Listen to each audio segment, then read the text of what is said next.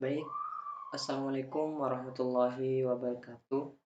Perkenalkan, saya Misrofil dengan NIM 21103040122. Di kesempatan kali ini, saya akan mempresentasikan makalah saya yang berjudul Sejarah Pemikiran Islam di Bidang Fikih.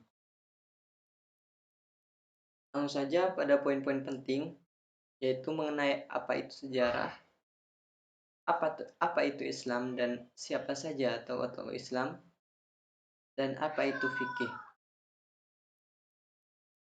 Pengertian sejarah. Kata sejarah berasal dari bahasa Arab, sajaratun, yang artinya pohon. Kata sejarah lebih dekat pada bahasa Yunani, yaitu historia, yang berarti ilmu. Dalam bahasa Inggris berasal dari history, yakni masa lalu. Dari beberapa pengertian, sejarah itu adalah ilmu pengetahuan yang berusaha melukiskan tentang peristiwa masa lampau umat manusia yang disusun secara kronologis untuk menjadi pelajaran bagi manusia yang hidup sekarang maupun yang akan datang. Pengertian Islam. Kata Islam berasal dari kata salimah yang artinya selamat. Dari kata itu terbentuk kata aslama yang artinya menyerahkan diri atau tunduk dan patuh. Dari kata selama itu terbentuklah Islam. Pemeluknya disebut Muslim, orang yang memeluk Islam berarti menyerahkan diri kepada Allah dan patuh pada ajarannya. Secara terminologis, Islam adalah agama wahyu yang berintikan tauhid atau keesaan Tuhan yang diturunkan oleh Allah Subhanahu wa taala kepada Nabi Muhammad SAW sebagai utusannya yang terakhir dan berlaku bagi seluruh manusia, dimanapun dan kapanpun, yang ajarannya meliputi seluruh aspek kehidupan. Tokoh-tokoh Islam. Di sini saya hanya mencantumkan dua tokoh Islam, yaitu yang pertama Ibnu Sina. Ibnu Sina dengan nama lengkap Abu Ali Al-Husain bin Abdullah bin Sina.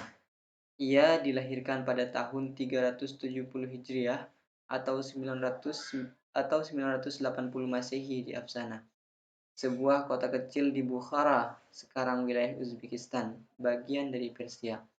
Ibnu Sina memiliki kepintaran dan ingatan luar biasa. Bahkan pada usia 10 tahun telah hafal Al-Quran seluruhnya, dan pada usia 17 tahun ia telah memahami teori kedokteran. Selanjutnya yaitu Al-Ghazali. Nama lengkap Al-Ghazali adalah Abu Hamid Muhammad bin Muhammad Al-Ghazali At-Tusi An-Naisaburi.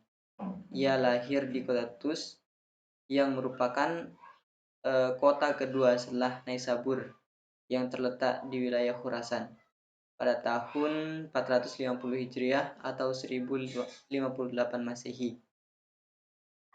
Imam Al-Ghazali adalah seorang ulama dan pemikir besar yang sangat produktif dalam menulis.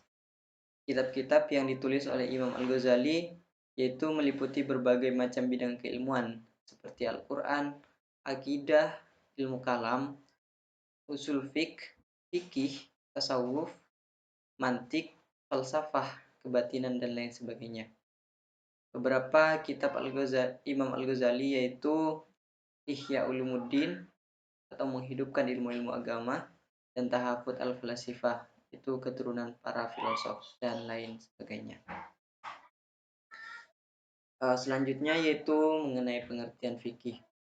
Fikih secara bahasa berarti pemahaman atau tahu pemahaman yang mendalam yang membutuhkan pengerahan potensi akal. Definisi ilmu fikih secara umum adalah suatu ilmu yang mempelajari bermacam-macam aturan hidup bagi manusia, baik yang bersifat individu maupun yang berbentuk masyarakat sosial. Selanjutnya yaitu ruang lingkup fikih. Ruang lingkup fikih meliputi ruang lingkup ibadat, yaitu cara-cara menjalankan tata cara peribadatan kepada Allah Subhanahu wa taala. Yang kedua yaitu ruang lingkup muamalat. Ruang lingkup muamalat ialah tata tertib hukum dan peraturan hubungan antara manusia dan sesamanya. Yang ketiga yaitu ruang lingkup munakahat. Ialah hukum-hukum kekeluargaan dalam hukum nikah dan akibat-akibat hukumnya. Yang terakhir yaitu ruang lingkup jinayat. Ialah tindak pelanggaran atau penyimpangan dari aturan hukum Islam sebagai tindak kejahatan yang dapat menimbulkan bahaya bagi pribadi, keluarga, masyarakat dan negara. Mungkin sekian presentasi dari saya. Kurang lebihnya mohon maaf. Wassalamualaikum warahmatullahi wabarakatuh.